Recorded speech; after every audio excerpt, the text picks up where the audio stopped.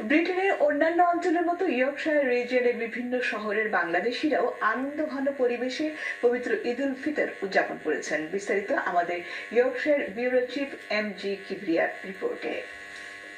Britain সহ Europe আমেরিকার মতো ইয়র্কশায়ার রিজিয়নের বিভিন্ন শহরের বাংলাদেশিরাও অত্যন্ত আনন্দঘন পরিবেশে পবিত্র ঈদ উল ফিতর উদযাপন করেছেন।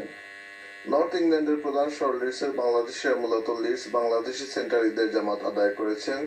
এছাড়াও বিস্টনের আল মদিনা জামে মসজিদ, চেপেলটাউনের আল আমিন জামে মসজিদ, আরবিয়ানদের লিডস গ্র্যান্ড মসজিদ, কুর্দিশদের লিঙ্কন গ্রিন মসজিদ, আফ্রিকান মুসলমানদের ওসমান তব মসজিদ সহ শতাধিক মসজিদে এবং খোলা মাঠে অসংখ্য ঈদ জামাত অনুষ্ঠিত হয়েছে।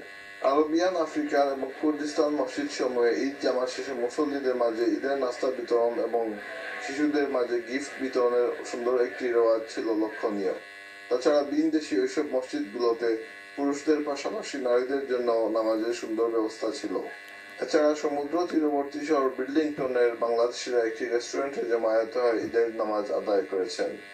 তবে ঐতিহাসিক ইয়র্কশায়ারের বাংলাদেশিরা স্থানীয় বুললেন মসজিদে নামাজ পড়েছেন। প্রায় সকল জামায়াতে বাংলাদেশ ও মুসলিম উম্মার শান্তি কামনার পাশাপাশি ইসরায়েলের গণহত্যার শিকার ফিলিস্তিনের মুসলমানদের জন্য বিশেষ মোনাজাত করা হয়। বিভিন্ন মসজিদে নামাজ শেষে মুসল্লিরা ঈদের আনন্দ ভাগাভাগি করতে পরস্পর কোলাকুলিতে মেতে ওঠেন। ঈদ আমাদেরকে ইসলামের সাম্য ও ভ্রাতৃত্বের শিক্ষায় উজ্জীবিত করে জাতি, বর্ণ, ধনী গরিব নির্বিশেষে সবাইকে এক কাতারে সামিল করে।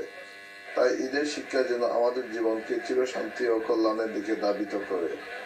নর্থ ইংল্যান্ডের ইয়র্কশায়ার রিজিয়ন থেকে MG. Kibria, channel S news.